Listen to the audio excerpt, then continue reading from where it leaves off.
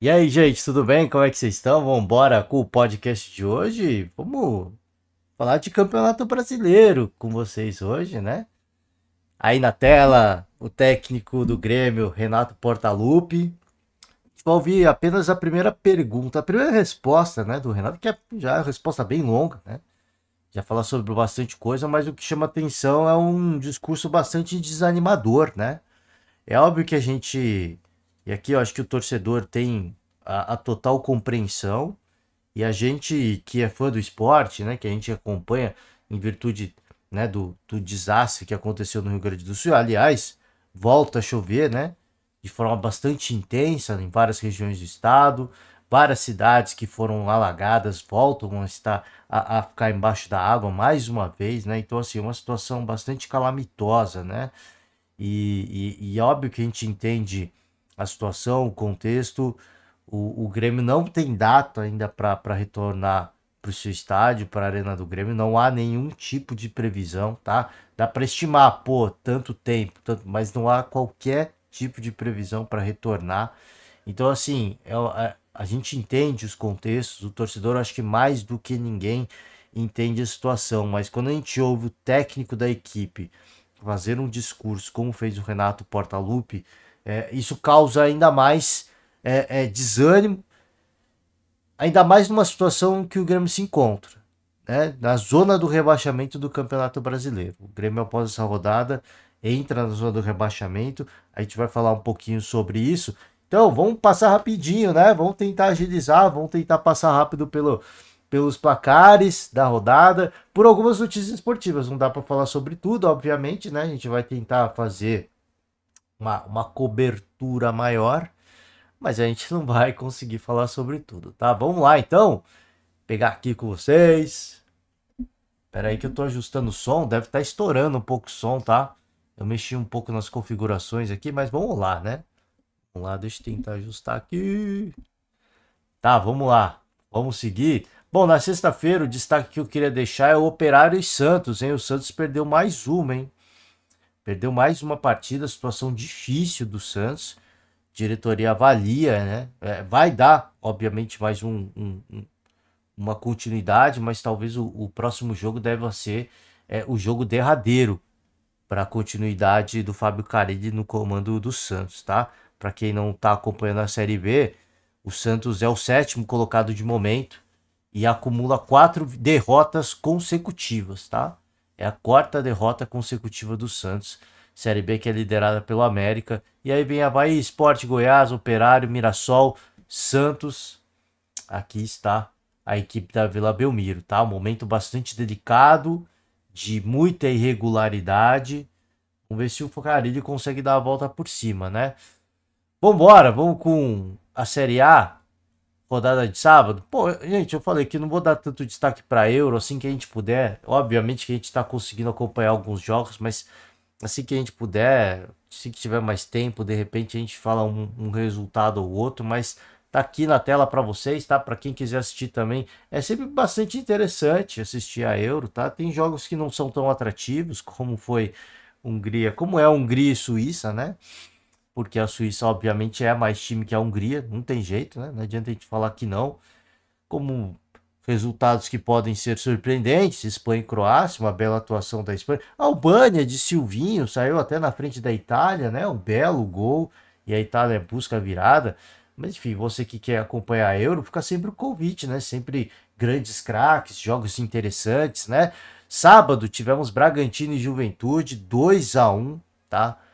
Resultado importante para o Bragantino, muito ruim para o Juventude. Fluminense 1, Atlético Goianiense 2, mais uma derrota do Flu, que também, assim como o Grêmio, termina a rodada na zona do rebaixamento, tá? Esse aqui era um jogo com uma campanha onde o resultado valia o rebaixamento, né? Valia entrar na zona do rebaixamento. E aqui está, né? O Fluminense, no momento, é o vice-lanterna, tá? Situação bastante difícil. Quando a gente fala do Grêmio, a gente contextualiza a situação. A equipe ficou sem CT, tá sem seu estádio, né? Passou um bom período sem treinar, passou um bom período sem jogar. Então, quando a gente fala de Grêmio, quando a gente fala de Internacional, né, que também acabou perdendo na rodada. Quando a gente fala de Juventude, né, perdeu do Bragantino, a gente entende algumas situações, mas o Juventude não teve as suas dependências alagadas, não teve, mas não jogou também, né? Assim como o Internacional, assim como o Grêmio, tiveram condições de treino, sim, mas não tiveram situações de jogo, tá? Essas equipes tiveram seus jogos postergados, né? Foram adiados. E tanto o Grêmio quanto o Internacional, equipes da capital gaúcha, não tinham condições nem de treino, né? Então, assim, essas equipes a gente até contextualiza e entende. O Fluminense não, né? Não dá mais para passar pano, tá? Não dá mais para passar pano. E aqui a gente não incentiva nenhum tipo de manifestação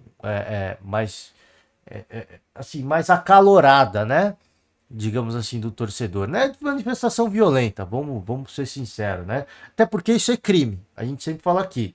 Qualquer tipo de manifestação violenta, expressão, seja expressando isso de forma física, seja perseguindo ou atuando nas redes sociais, isso é crime, né? Pode ser um crime, né? De uma agressão física, uma agressão verbal, mas pode ser um crime digital também, virtual. Então, isso aqui não vou nem falar de apoio ou não apoio, porque isso é crime, né? Isso é crime. Então aqui eu tô deixando isso de lado. Agora, a gente fala assim, tá na hora do torcedor cobrar. E tá na hora do torcedor cobrar, pô, e aí, né? Porque assim, o bonde tá passando. O bonde tá passando. Pô, o elenco tá lá, continua, né? Grande parte, né, do elenco campeão da América tá lá. A comissão técnica tá lá. Tem reforços, né? Tem reforço importante. Não pode atuar ainda. O Thiago Silva é verdade, mas já veio um reforço importante. Então, assim, cadê o resultado? Eu acho que é isso, assim. O torcedor já ficou na bronca, né? Já começa a ficar na bronca e tem razão de ser. Né? Uma coisa é o Renato Gaúcho vir e falar, pô, torcedor, tenham paciência, vai ser assim. Né? É um discurso desanimador? Sim, mas a gente entende. Houve um décimo, houve um débito, né? Décimo, houve um débito na questão das equipes gaúchas. E o próprio presidente, o Guerra, né, presidente do Grêmio, falou, cara, assim, a isonomia do campeonato ela foi afetada, e foi mesmo. Não adianta a gente falar que não.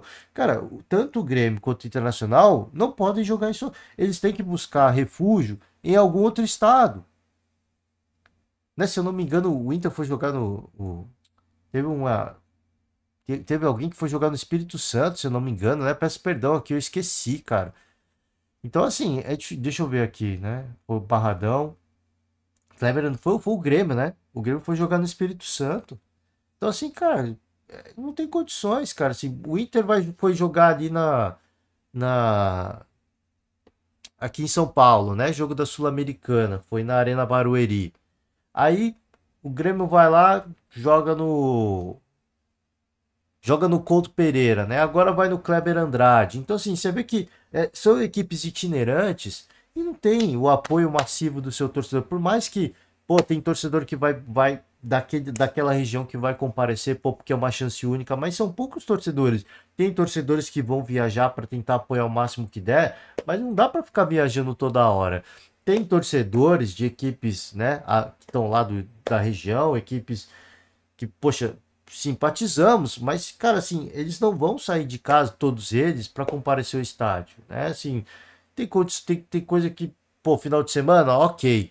Mas, assim, tem situações que, pô, vou pegar trânsito, pô, tá chovendo, pô, tá muito frio, né? Pô, tem jantar de família. Então, assim, são situações que, cara, assim, por mais que você tenha a simpatia do torcedor local, isso afeta, né? Isso afeta. Agora, quando a gente olha para o Fluminense, não tem muita explicação, né?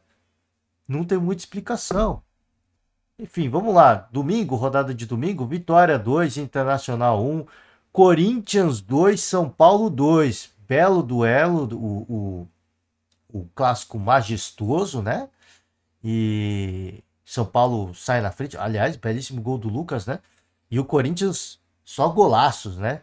O Corinthians só golaço. O Corinthians chega ao empate. São Paulo abre mais uma vez. O Corinthians vai ao empate de novo, né? O Mosquito ali simplifica, gira o corpo, né? o Nicolas Cage, né? O Nicolas Cage, ele não gosta muito, com todo respeito, né? Ao Mosquito, mas parece muito o Nicolas Cage nos tempos áureos, né? E aí o Corinthians se livrou ali de um prejuízo. O Carlos Miguel fez uma defesa impossível, né? Carlos Miguel fez uma em cima da linha, cara, assim, surreal, né? Surreal a defesa do Carlos Miguel. Ficou no 2-2, ficou bom até pro Corinthians, tá? O torcedor São Paulino acho que até sai com, de repente, com uma sensação de, cara, assim, não de derrota, mas não tão boa, né? Porque quando se fala em Neoquímica Arena, o São Paulo foi conseguir, depois de tantos e tantos anos, foi conseguir quebrar o tabu no início dessa temporada, com o então técnico Thiago Carpini, né? Conseguiu fazer essa. Quebrar este jejum, este tabu nessa temporada, para quem não se recorda, né? Então, assim, para alguns torcedores, talvez, poxa, vencendo a Neoquímica Arena, né? O próprio tabu já diz, é difícil, a gente conseguiu empate, mas por ter conseguido, né, ficar à frente do placar e até pela sequência invicta do Zubeldia, a gente vai falar sobre isso, fica uma sensação até um pouco amarga, né? Para o torcedor corintiano fica uma sensação talvez de alívio, não sei, né?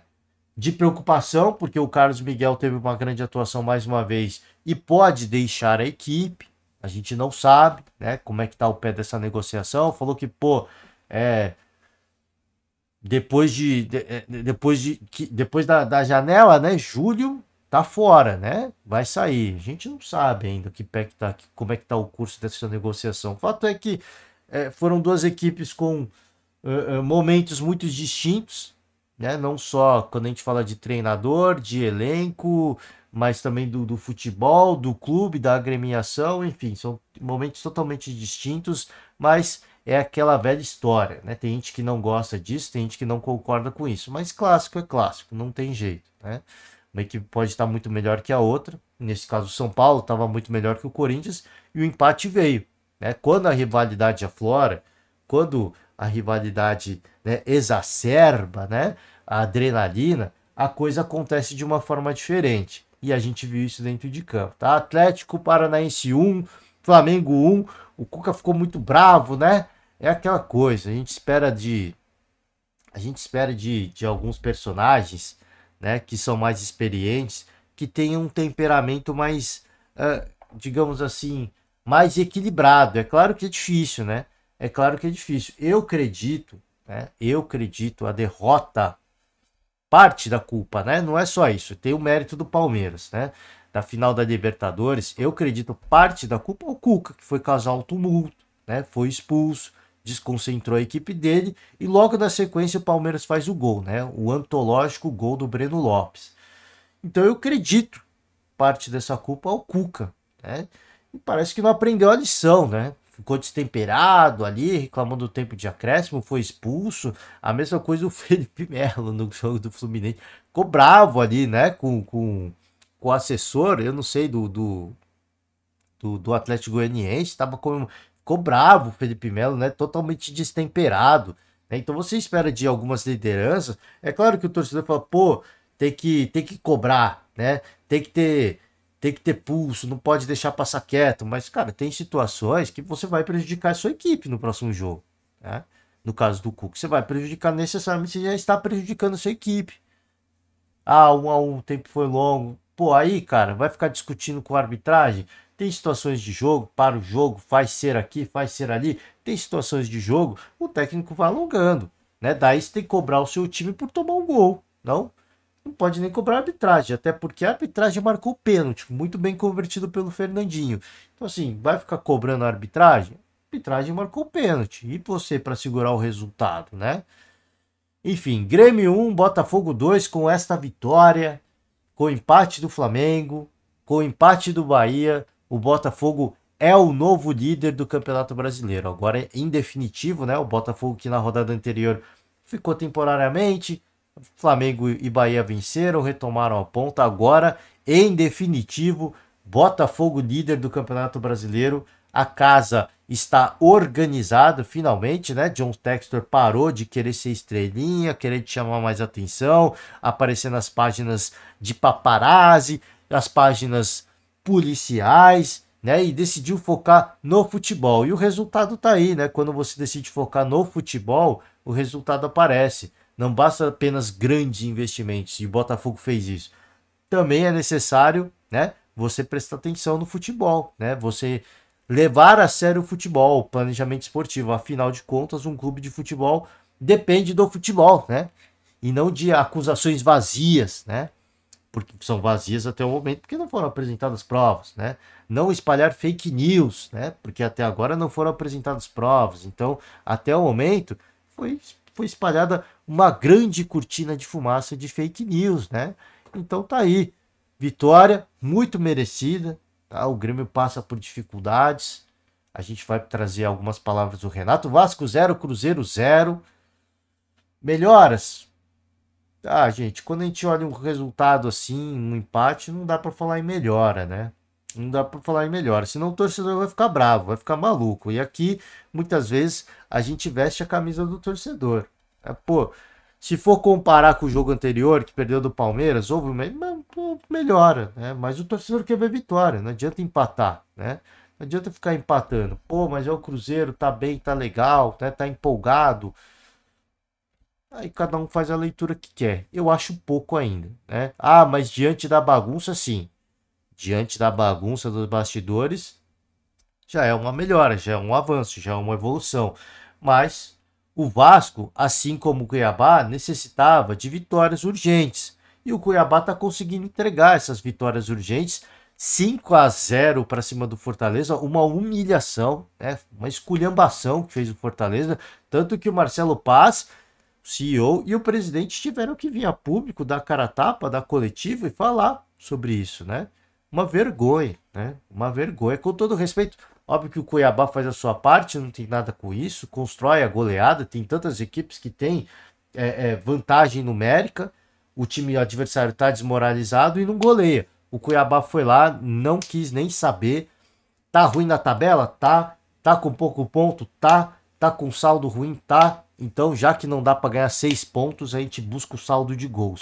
E assim foi feito.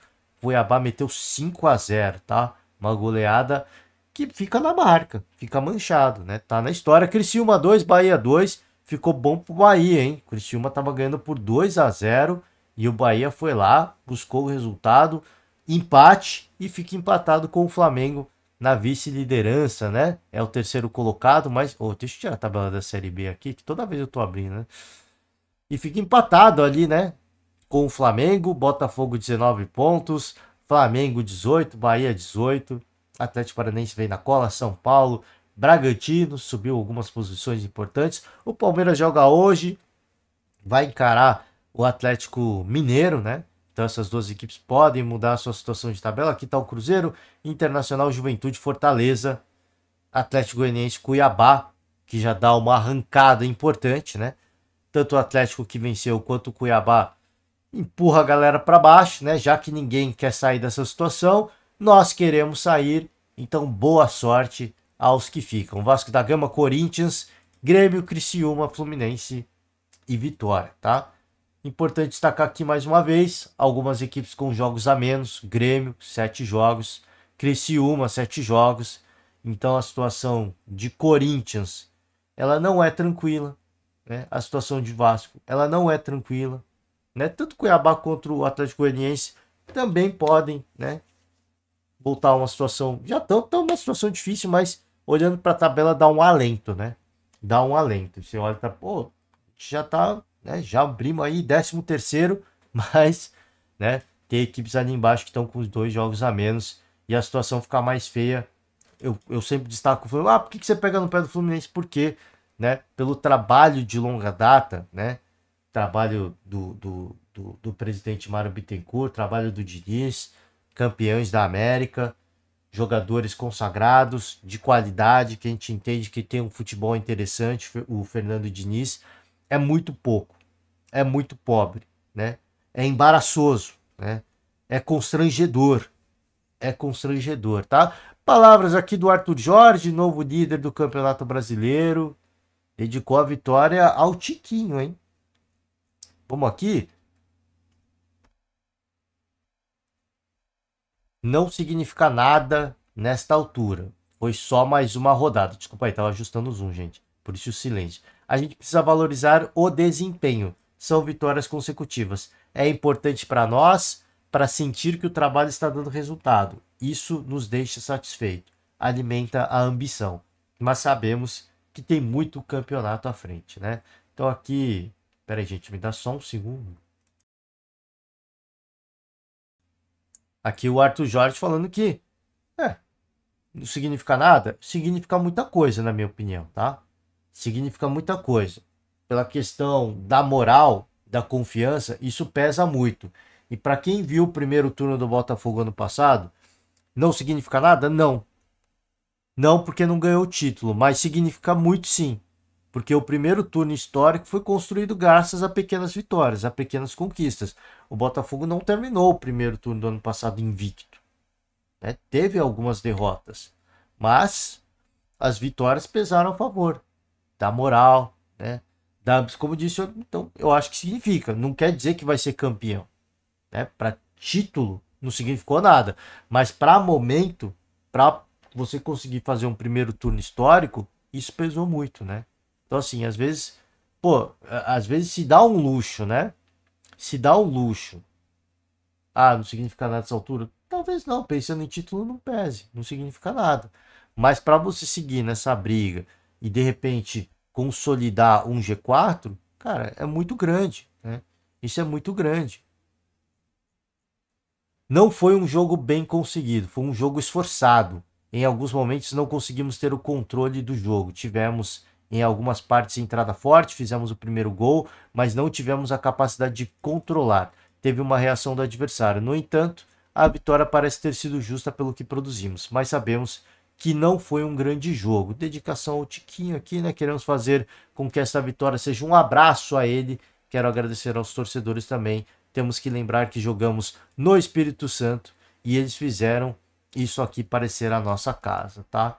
Então é como eu falei, cara, o Grêmio joga no Espírito Santo e para quem não sabe, né, pela proximidade ali com o Rio de Janeiro e pela... E, cara, assim, não tem como a gente... Não vou ficar aqui passando pano também, pela ausência, né, de grandes camisas, né?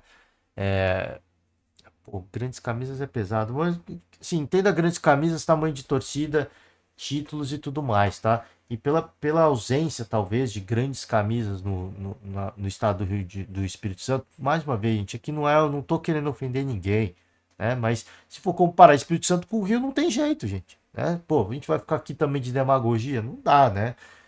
Muitos torcedores, né, no estado do Espírito Santo, eles torcem para camisas do Rio de Janeiro, né? Então, assim, cara, a questão do Grêmio é muito desfavorável, né?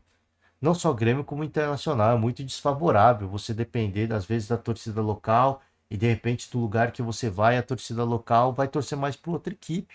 Se encarasse o Corinthians no Espírito Santo, talvez o Corinthians jogasse como se estivesse em casa, né? Então, assim, é muito difícil, né? É muito difícil. Marcelo Paz, e aqui, né? Vai ficar marcado. Presidente Alex Santiago, né? Os dois se pronunciaram depois dessa vergonha, né? 5-0. Tem de ter a coragem e se desculpar, mas reforçar que o grupo está unido e forte. Já estivemos aqui e perdemos outras vezes, mas essa vai ficar marcada. Mas há vários outros momentos de superação ao longo da caminhada e é isso que a gente vai fazer: absorver, entender porque houve falhas, mas todos somos culpados por isso, tá? A gente assume esse momento e vamos trabalhar muito, pois quarta tem o Grêmio. É o início de competição. Poderia estar com uma pontuação melhor. Mas o Fortaleza é forte, é vencedor, tem fibra e tenho certeza que ao longo do campeonato vai performar bem. Este grupo é competitivo, determinado, joga por amor ao clube e hoje não deu certo. Mas vamos conversar internamente, buscar algo diferente. Esse time está acostumado a coisas grandes. Então hoje não é um dia para ser esquecido, mas ser lembrado como algo que esportivamente não se deve fazer, cara. Então, cara, cobrança profissional, né? Espero que aconteça cobrança profissional, porque como eu disse, cara, assim, derrotas acontecem, isso faz parte, né? Isso faz parte. Goleadas acontecem, né? As melhores equipes com os melhores jogadores eventualmente podem tomar uma goleada, estão sujeitos a isso e a história do futebol mostra isso, né? às vezes acontece. Né? Equipes bem treinadas, com trabalhos bem consolidados, né? Às vezes equipes com grandes craques, né? Equipes estreladas, acabam tomando uma goleada aqui e ali. Isso acontece, isso é natural, isso faz parte do ciclo esportivo. Né? O importante, eu acho que o mais importante é a cobrança profissional. Espero que aconteça, né? É uma equipe que a gente vem destacando aqui, né? Da organização e tudo mais. Vamos ver como é que vai ser a cobrança, né? Mas acho que isso não tem que ser usado para desmoralizar, né? Tem que ser lembrado para que não aconteça mais. É como a gente pegou aqui das aspas, tá? Zubeldia, vamos, pô, deixa eu agilizar aqui, a gente tem que ouvir as palavras do Renato, né? Já estamos delongando aqui. Zubeldia, cara, grande momento, hein? Grande momento, superou a marca do Dorival Júnior, né? Estreia invicta, né? Estreia não, início de trabalho invicto, né? O técnico argentino tem 8 vitórias e 4 empates. Tá aqui, né? O ranking dos melhores inícios de trabalho. Dorival Júnior, 11 jogos.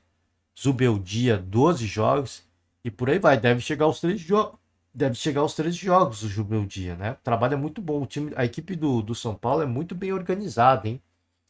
Muito bem organizada. Agora a gente começa a ver. Quando começou o trabalho do Zubeldia, por 2 ou 3 jogos, eu falei, cara, isso obviamente que tem a resenha, trabalho de bastidor, mas fica um legado, né? Legado do Dorival e o legado do Carpini. Por isso que eu falei, cara, assim, será que o Carpini era tão ruim assim? Porque quando chega o Zubeldia, ele não dá para mudar tudo do dia para noite. É impossível, né? É impossível. Assim como conseguiu fazer o Dorival, será que o trabalho de treino do Rogério Ceni era tão ruim para o Dorival Júnior chegar e em pouquíssimo tempo conseguir essa sequência de jogos invicto? A mesma coisa do Zubeldia. Será que o trabalho do Carpini... Talvez o Carpini fosse ruim na comunicação. Talvez o Carpini fosse ruim nas substituições. Mas será que o trabalho de bastidor era tão ruim? Né? Fica aí coisas para reflexão. O Zubeldia herda um trabalho. O trabalho dele é bom.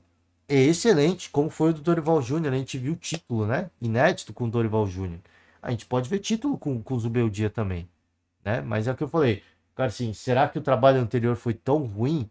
Né? Então, assim, fica essas reflexões, porque às vezes não tô passando pano, não tô falando que eu preferia o Rogério Ceni, muito pelo contrário, né? Porque o Dorival ganhou um título inédito. Não vou dizer que eu preferi o Carpini, prefiro o Zubeldia, porque, né? Tem uma sequência de 12 jogos invictos. Mas, tô falando assim, os trabalhos foram tão ruins, eles como treinadores, né? Na parte de treino. Treinador, na parte. O que importa é jogo, o que importa é título. Sim, sem dúvida. Sem dúvida. Mas na parte do treino, será que era tão ruim? Não me parece, né? Acho que assim, eu trago isso porque assim, o São Paulo me parece estar trazendo. Estar trazendo é muito forte, né? São Paulo me parece trazer, né, bons treinadores, né? Talvez alguns para jogo não estejam preparados, né? Para disputa de títulos, talvez não estejam preparados, mas são bons treinadores, são bons profissionais, né? Então acho que se a gente pegar desde o Rogério Ceni, o São Paulo vem trazendo bons profissionais.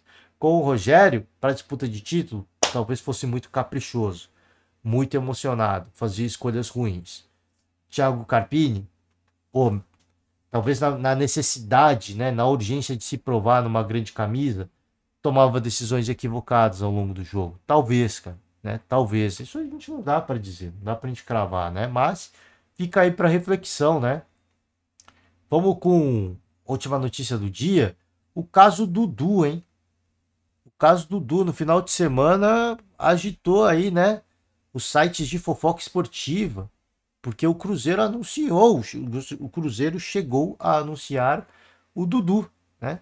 E aí foi gerando um rebuliço, teve gente que achou que era fake, e aí o negócio foi desenvolvendo, o Palmeiras não se pronunciava, e o Cruzeiro, e aí o torcedor foi ficando em polvorosa, o que está acontecendo, detalhes do contrato foi pipocando, e o Dudu segue no Palmeiras por enquanto. Né? O Dudu segue no Palmeiras por enquanto. Vamos pegar aqui, negociação chocou os torcedores, proposta de 4 milhões de dólares. Dudu já não tinha jogado o último jogo. Ficou aquele negócio, pô, será que ele ficou bravo? Será que ele não ficou? Quem trouxe o Dudu pro Palmeiras foi o Alexandre Matos, hoje diretor de futebol do Cruzeiro. E aí aqui onde tudo começou, né? Entrou em contato com o André Cury, empresário do Dudu, discutindo a possibilidade de uma oferta. O Palmeiras sinalizou que a hipótese não era descartada. E aí foi, né? Foi acontecendo. Negociação de salário, tempo de contrato. Ofereceu um tempo de contrato longo, né? Bem mais longo. Contrato robusto para a reta final de carreira, né? Números eram considerados sedutores, né? Salário bom, tempo de contrato longo. O Palmeiras tem uma política de austeridade, né? O Palmeiras toma muito cuidado na renovação. Dudu tem mais de 30 anos, teve uma lesão muito séria agora, e o Palmeiras tem esse cuidado, né? De renovar por períodos mais curtos. O Palmeiras não faz loucuras, né? Valores compatíveis e tempos mais curtos para atletas que estão mais velhos. Então é compreensível que o Dudu quisesse sair, né? De repente quisesse sair. Porque o Palmeiras aceitou vendê-lo, né? O Abel tinha dito que não venderia mais ninguém. Primeira proposta do Cruzeiro foi de 3 milhões de dólares, Palmeiras pediu 6, a parte chegaram a um acordo por 4 milhões. Então você vê que assim, tinha um aval do Palmeiras aparentemente, né? Tinha um aval do Palmeiras. É uma proposta interessante para um atleta como o Dudu, tá voltando de lesão, tem mais de 30 anos, é uma proposta interessante, né? As negociações já andaram, mesmo depois da declaração do Abel, de que ninguém mais ia sair, né? O Palmeiras tem essa política, né? O Abel fala, às vezes ele fica bravo, depois vai dar coletiva, né? Sai falando um monte, dá um monte de cutucada na diretoria, né? Isso acontece, né? E a diretoria faz o papel deles. Não, se aparecer proposta, nós vamos vender. É o Abel que decide, né? E aí, assunto encerrado? A princípio, parece que o Dudu manifestou o desejo de permanecer no Palmeiras, as duas partes vão conversar e deve seguir um pouco mais a novela aí, tá? Talvez o Cruzeiro aumente um pouquinho ali, o Palmeiras entenda que não, né, não vamos competir, né? Não sei. Vamos seguir acompanhando. O fato é que a gente traz a notícia porque chamou a atenção, né? Do nada o Cruzeiro anunciou o Dudu, né?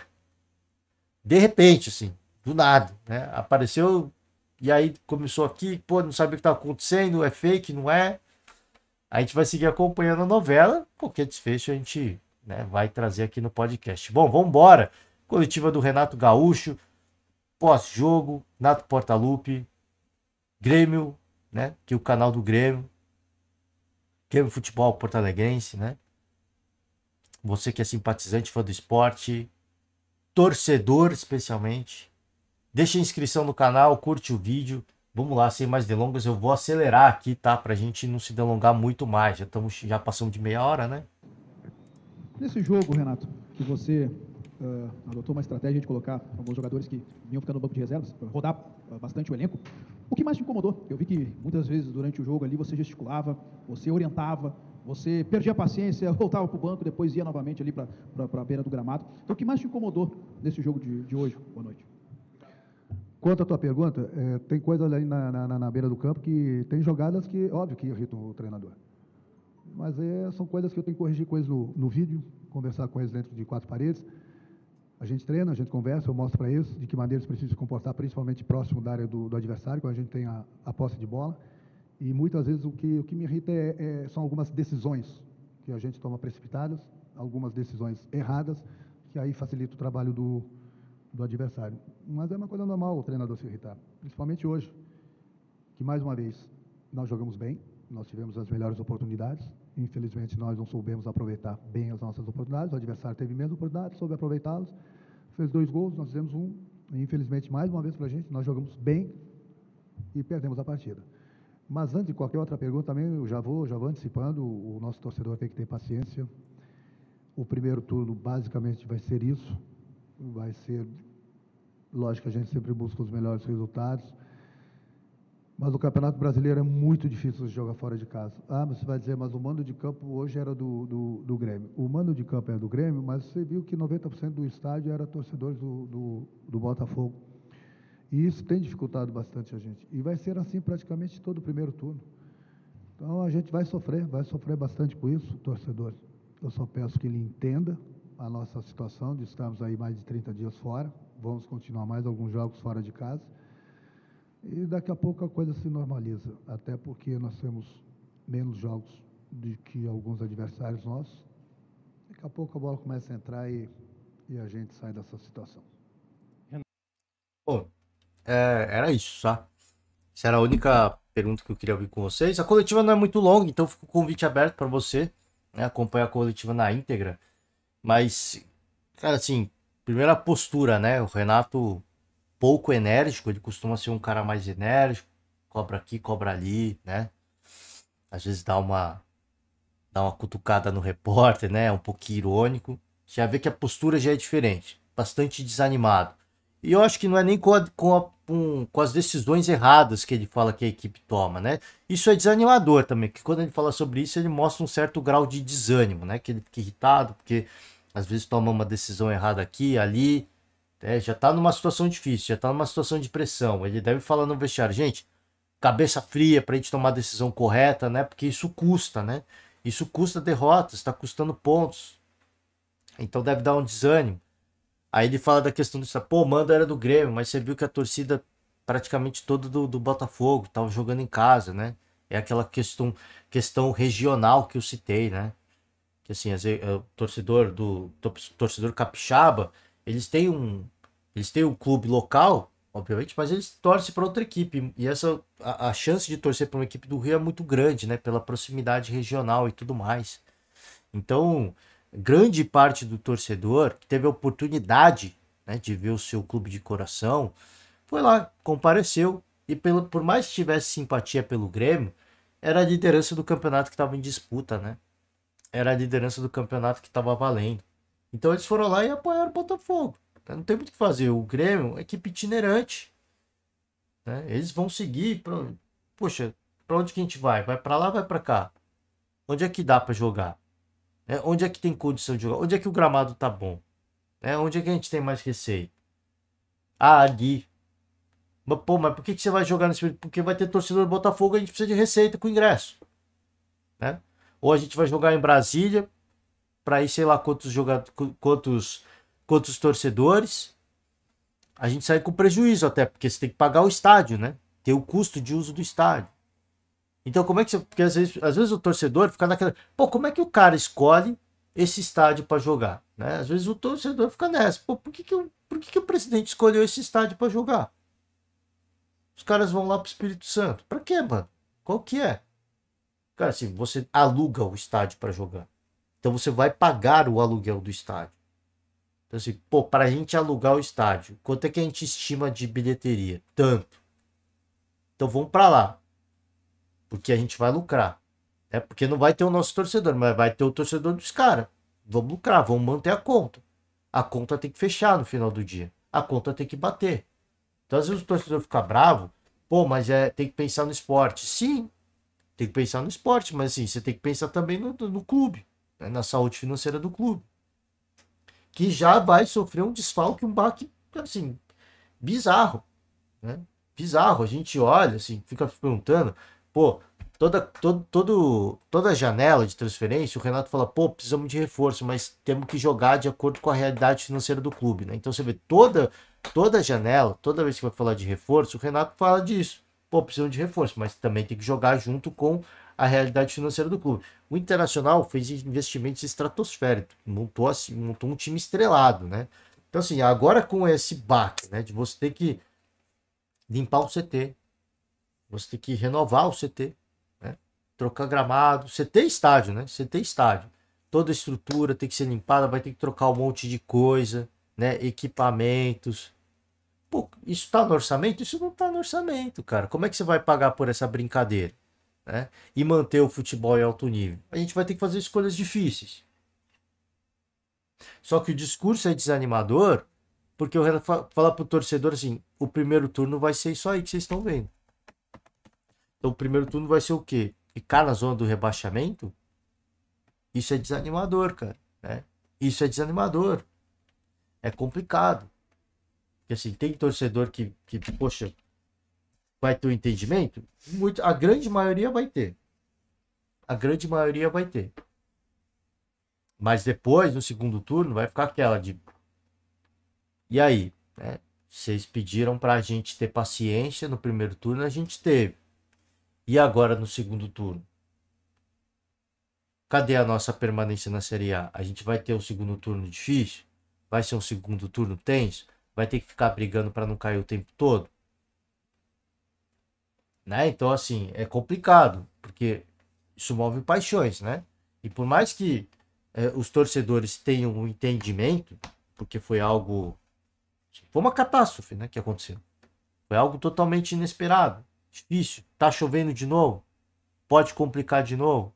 A frente fria tá presa lá, não consegue sair, né? Tem um bloqueio atmosférico ali no centro do país que não deixa a frente fria sair de lá, então fica chovendo lá, né? Falando até de previsão do tempo. Então, assim, quando o cenário se encaminha para para normalidade, de repente volta a chover e você fica na apreensão de, poxa, e aí, cara? Será que a gente começa a reformar tudo ou não? Né? Então, assim, são uma série de variantes incógnitas, né? Uma série de pontos de interrogação que é difícil você jogar com isso. É difícil. A conta precisa fechar. A gente tem que viajar. A gente não joga em casa. Não tem o apoio do torcedor. Como é que fica, né? Como é que fica esse tempo todo? Como é que fica a cabeça dos caras? Fisicamente já tem um decréscimo, já tem uma perda. Mas dá para tentar buscar. Porque enquanto as outras equipes cansarem, o Grêmio vai chegar no seu auge físico e aí dá para compensar, né? Dá para recuperar pontos perdidos aí, tudo bem. Mas e a questão do torcedor? Porque isso, o aspecto anímico, né? A questão mental, isso pesa muito dentro de uma partida ou não? Ou você acha que não? Você acha que o fato do torcedor lá, do Botafogo, tá apoiando, tá chamando o time, tá empurrando o time, você acha que isso não dá motivação pros caras buscarem a vitória? Pô, dá motivação pra caraca. Né? Então, assim, a gente entende? A gente entende. O que vai fazer? Eu não sei. Eu não sou dirigente, né? Eu sou dirigente, eu não sou pago para isso. Mas a gente entende esse contexto. Agora, o discurso é muito desanimador. Porque o Grêmio está na zona do rebaixamento neste momento. E você ouve o treinador falando, o primeiro turno vai ser isso.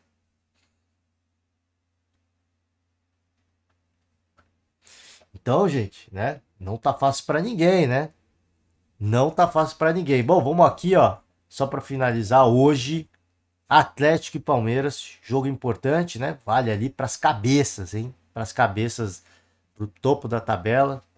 Palmeiras pode chegar a 17 pontos, o Galo pode chegar a 16, ficar aqui, né, no G6, as duas equipes, acompanhar de tudo um pouco, ou não, né, ou podem os dois empatar, pode os dois empatar, o Palmeiras pode chegar, né, pode chegar no G6 com o empate. Vou encerrar por hoje, tá, agradeço demais, desde já para todo mundo uma ótima semana, um forte abraço, e amanhã nós estamos de volta, talvez se der tempo a gente fala um pouquinho da Euro, tá, muito obrigado, valeu demais e até amanhã, tchau.